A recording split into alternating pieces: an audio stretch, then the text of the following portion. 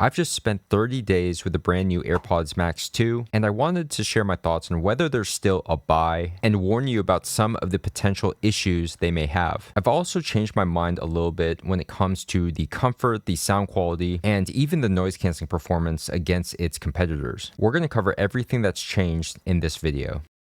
Hey there, if you're new to recordingnow.com, we purchase products with our own money on a mission to build the largest database of honest headphone and earbud reviews, detailed head-to-head comparisons, and overall rankings to help you make a more informed purchase. Also, I use my background in pro audio to create custom EQ settings for many of these headphones, including the Sony XM6 and Bose QC Ultra 2. You can find those on the website recordingnow.com. You can also use the chat bot in the bottom right, type in the model name plus EQ to find what you're looking for. All right, so this is a follow-up to my audiophile review of the AirPods Max 2 that I released 30 days ago. One of our most viewed videos sitting at 83,000 views, which is a lot for our small channel. Now, I think that 90% of my review was pretty accurate to today, but I have changed my mind about some critical things that I do want to share. Now, before we dive into the potential issues and also the changes, I do want this video to serve as an open discussion in the comments. So if you've purchased the AirPods Max 2 or if you've compared them against any of its competitors, I'd love to hear your thoughts in the comment section, so leave it down below.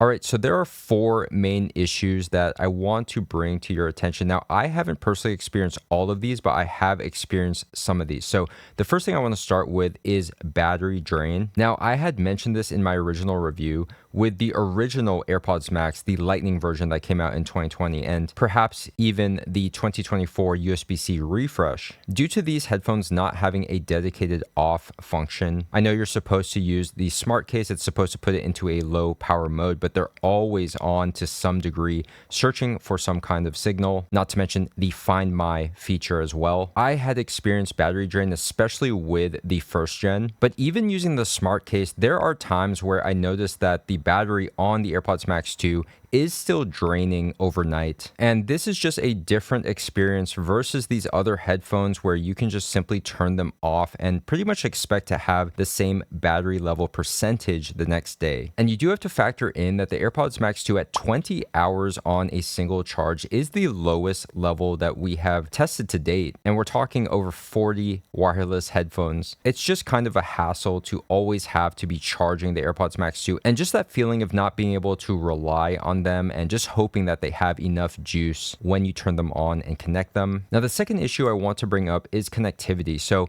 there were times where I actually had to perform a reset on the AirPods Max 2 to repair it with my smartphone, even using an iPhone. And there were times where the headphones would be connected and I would play some audio and the audio just wouldn't come through the headphones, which is why I had to perform that reset. Now, typically this would solve the issue, but it's just super annoying to have to even do that in the first place. Now, with the battery drain and the connectivity issues, I am hopeful and confident that Apple can release a firmware update to fix any of these software related bugs that can be fixed via firmware. It is a new product still, so it is bound to have some minor bugs and glitches. All right, so the third issue is the condensation issue, which is carried over from the original AirPods Max. Now, this is not an issue I personally have had experience with, but I received a lot of comments on my review that they did not address this or fix it. So if you ran into this issue with the original AirPods Max 1 or 1.5, you are going to run into that issue because this is the exact same physical design. Nothing has been changed. Now, I will say with some quick research, there are some solutions that you could do.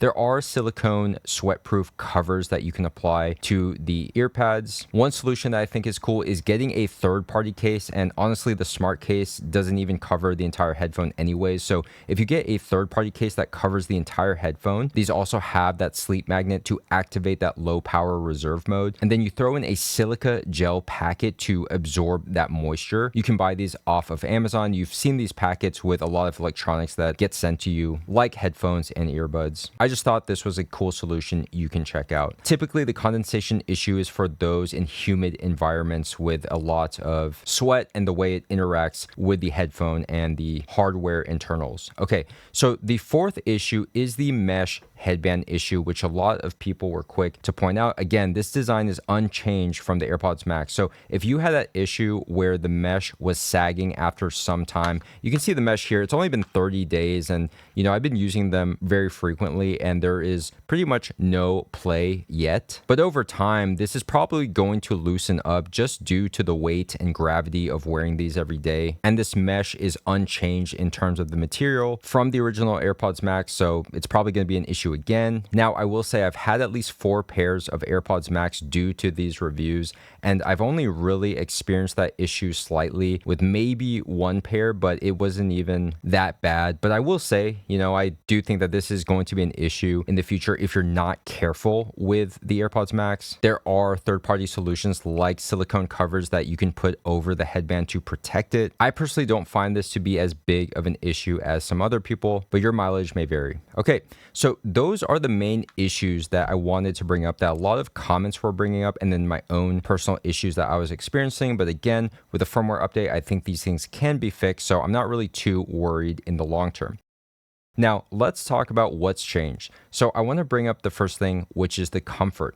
Wearing these daily for 30 days has actually slightly loosened up that clamping force. Now, the clamping force from the factory was not as overly strong as the Sony XM6, but it was firm, okay? I do think wearing these has loosened up that clamping force a bit to improve the comfort slightly. And in addition, I do think that the acoustic foam earpad cushions have been slightly worn to create a better physical seal, and we'll get into that for the noise canceling and the sound quality. But overall, having this perspective of 30 days with the AirPods Max 2, I'm actually finding the comfort to be slightly improved and more in line with the Sony XM6, which weighs 130 grams lighter. The AirPods Max 1 and 2 is the heaviest wireless noise canceling headphone we have tested to date, but what it has working for it in its favor is that headband design that relieves the top of head pressure. But what I like the most about the AirPods Max 2 is just having the largest interior ear cup space, so my ears are free inside of these ear cups versus something like the Sony XM6, which is very shallow.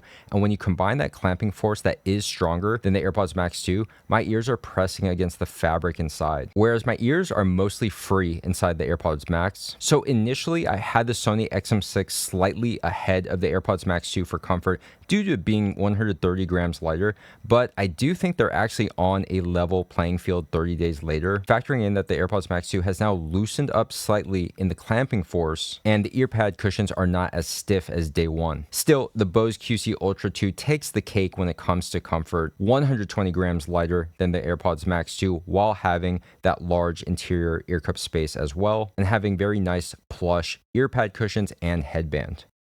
So comfort has slightly improved. How about the noise canceling performance? Now, I've done head-to-head comparisons of the AirPods Max 2 against the Sony XM6 and a separate video against the QC Ultra 2. I've also done a 3-way comparison against these 3 with the actual scoring system that we do use. And the overall summary is that the AirPods Max 2 has the best noise canceling in the entire class and also the best transparency mode. So to give the 30-day update there, nothing has changed. I think the AirPods Max 2 has actually solidified itself as being the #1 best-in-class noise canceling in the class. And I'm actually willing to say it's a little more definitive now, where it was closer when I did my initial testing. That said, I do think the Sony XM6 does put up a pretty good fight. It is still very competitive depending on the frequency range. I still do think it is a 1A, 1B situation with these being the best-in-class noise canceling. But if I had to choose one for that pure noise canceling, it's going to be the AirPods Max 2.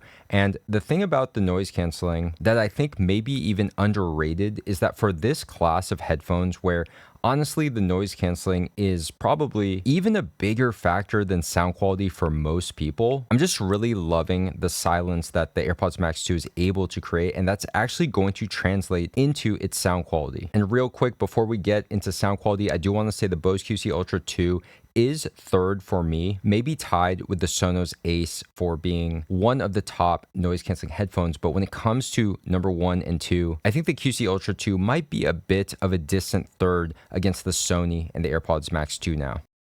All right, so one of the more surprising changes is sound quality. So I was referencing how the noise canceling performance plays a role into sound quality. And there's this concept that I was thinking of called practical sound quality. So what is the sound quality when you're actually out in the real world and there's ambient noise all around you? Maybe you're in the gym, maybe you're traveling. And I think that having the best in class noise canceling performance allows there to be this dead silent background that allows the little details to basically jump out more and easier than having to fight and contend with the outside noise. So essentially, you can hear more detail at a lower volume due to the noise canceling effectiveness of the AirPods Max 2.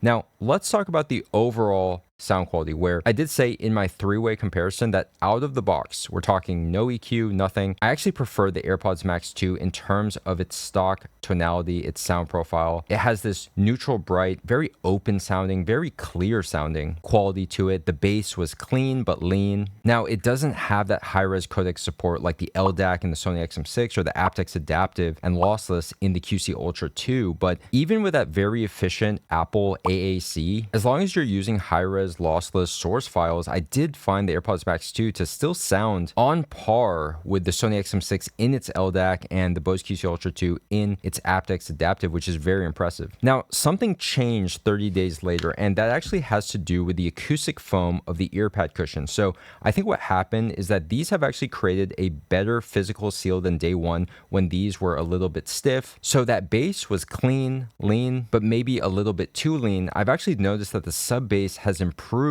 due to that physical seal. So I think this is good news, especially for people who are bass heads or you listen to the modern digital genres, pop, hip hop, EDM. I'm finding that the bass is really starting to jump out more, and overall it's giving a little more of a fun sound profile while still being very detailed in the treble and the mids. Now, it's not all positive. I do think the bass is a little bit boomy, and that's an area where having a high-res codec would actually clean up and tighten up that bass response. That said, I'm really enjoying listening to the AirPods Max 2, and originally I had it in between the Sony XM6 and the QC Ultra 2, with the XM6 being the worst sounding overall, but still being very competitive due to having the LDAC and the 10-band custom EQ. I'm finding the AirPods Max 2 to be very competitive with the QC Ultra 2 in its aptX Adaptive and 3-band EQ activated. And that's very impressive because I'm talking completely stock, no EQ, AAC, basically how you get the AirPods Max 2 right out of the box. Then when you factor in that best-in-class noise canceling performance to really bring out those little details with less effort, I really find the AirPods Max 2's practical sound quality on a day-to-day basis, and especially out in the real world, to be quite impressive. So those are my thoughts on what's changed in the 30 days of owning the AirPods Max 2, but I'd love to hear your opinion, especially if you've had a chance to test out the AirPods Max 2 as well. Any comparisons are very beneficial for people to read. Now, if you enjoyed this video or found it useful, if you could take a moment to hit the like button, leave a comment below, and if you want to go the extra mile to help support our small channel, because we do buy every headphone that we review, and this would not be possible without your support, consider using our affiliate links in the video description or in the pinned comment below for your next Amazon purchase. It adds no cost to you, but goes a long way to help keep the YouTube channel and the website alive, and we're always trying to improve every single day. And if you love listening to music as much as we do, make sure to subscribe because we're releasing 2 videos per week. Now, if you want to keep researching, I'm going to link a relevant video and playlist here so you can make a more informed purchase with less buyer's remorse. Thanks for watching and happy listening.